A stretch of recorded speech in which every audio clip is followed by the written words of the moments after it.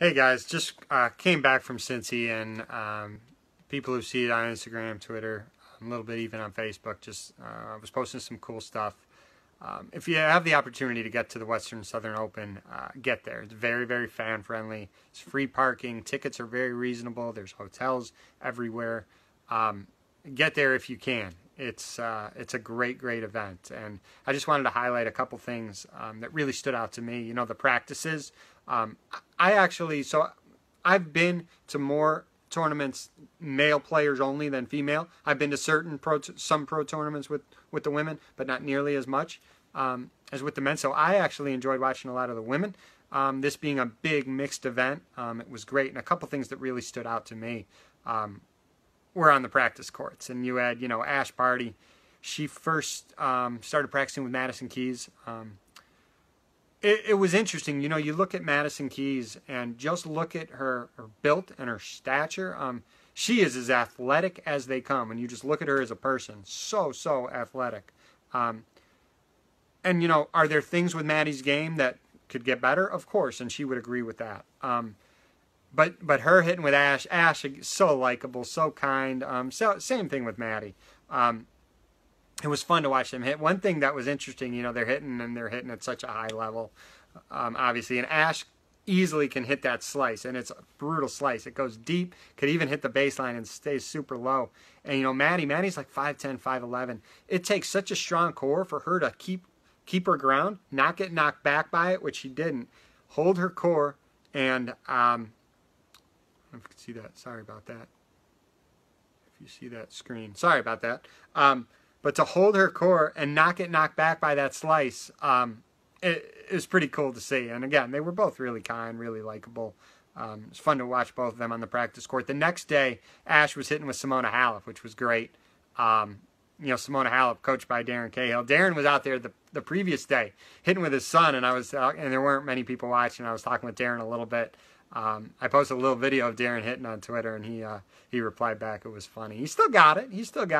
He seemed to question that statement, but he was funny. Again, Ash, Simona Halep, very, very nice, very kind.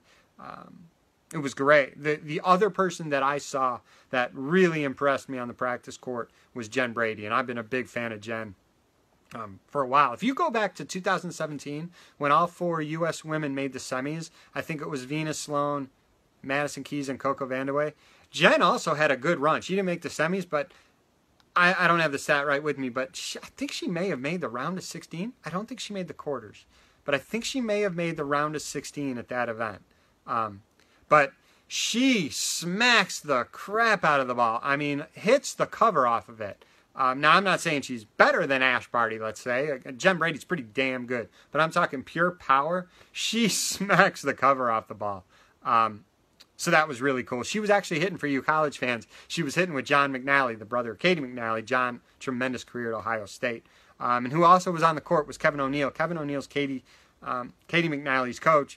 He also coaches John as well a bit. So he was on the court. Kevin is a previous podcast guest of mine. It was good to see someone in person as opposed to just on Zoom, and I was talking to Kevin a bit, and just a great guy. So check out that episode if you want to hear more about Kevin's background.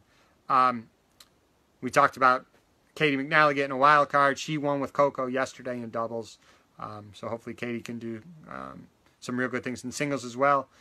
The other person I saw practice that was pretty impressive was late Sunday night, Maria Sakkari. Hitting a lot of serves at targets, also ending with ripping a lot of forehands.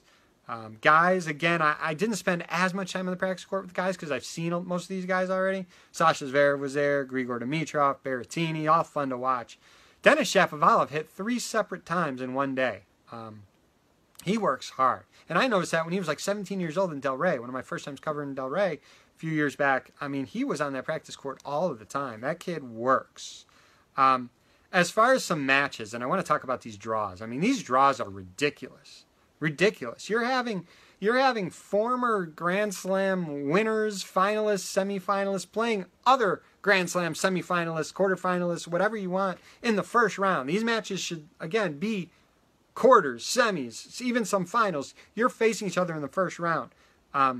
just ridiculous. I mean, you got Kevin Anderson, who just 3 years ago was in the Wimbledon final against Novak Djokovic. He had to qualify for this event. Played Steve Johnson in a final qualifying match. Kevin won. Now, again, is Kevin playing a level he was in 2018? No. But still, he's playing pretty damn good. He just won Newport a couple weeks ago. So his level's still there. He has to qualify. Who does he play once he qualifies in the first round? Karen Khachanov. Khachanov won last night pretty easily, but again, you look at those matchups, and that should not be a first-round matchup. It's unbelievable. Grigor Dimitrov plays Batista Agut, first round. That could be a semi. Easily could be a semi. A match that I watched quite a bit of, and when I'm at these events, I typically don't watch a lot of the matches. I like roaming around the courts, seeing what's going on in the practice courts. That's my favorite part of being there. But one match I did watch quite a bit of was the final round qualifying match between Tommy Paul, Tennys Sangren. And Tennys Sangren should have won that match. He was up 7-6, 6-5, serving for it. I think he got broken at love. Then he was up 3-0 in the second set tiebreaker. Loses the next 6 points in a row. It was 6-3 Paul in the breaker. I think Paul won 7-4 in the breaker. And then Paul won 6-3 in the third to qualify. But that's a tough one for Tennys to lose. He should have won that match. The women's draw is just ridiculous. I mean, again, soccer, he's playing Angelique Kerber, first round. Kerber won. But again, that could be a quarter. That could be a semi. That could be a final. Jessica Pegula played Mila Georgi, the first round. They just played in the semis of Montreal. This sport is absolutely brutal. I mean, you could win a tournament and you could lose the first round the next week, and it's not because you played bad. It's just because all these opponents are so good and they're all so close as far as level goes. What are a couple others? Coco Gauff plays Su Wei. Oh, that's not easy. Oh, and yeah, if you win that match, you play Naomi Osaka. What else we talked about? Oh, Kvitova beats Madison Keys first round. I mean, you look at the draw up and down, men and women, and I know I'm missing a few. I think Mackenzie McDonald beat Brandon last night. Nakashima. You go up and down these draws, and it's unbelievable. And I think with the men, the big three, you kind of got away from it because you kind of got used to the big three just beating everybody and getting to the semis, whatever, until they play themselves. But you take them out of the equation, and you're seeing these matchups that are ridiculous in the first round. So those are just a couple of my thoughts. Again, you know, I brought Steve Flink on recently as my co-host. We are having a blast. We got a big-time guest scheduled. We were going to record on Thursday. We had to get it rescheduled, but we're finalizing a date for that. Stay tuned for that. Again, if you have a chance to get out to the Western Southern Open, even if it's not this year, Western and Southern Open, even if it's not this year, it's another year, try to do it. You guys will have a blast. Everyone will have a blast. Thanks.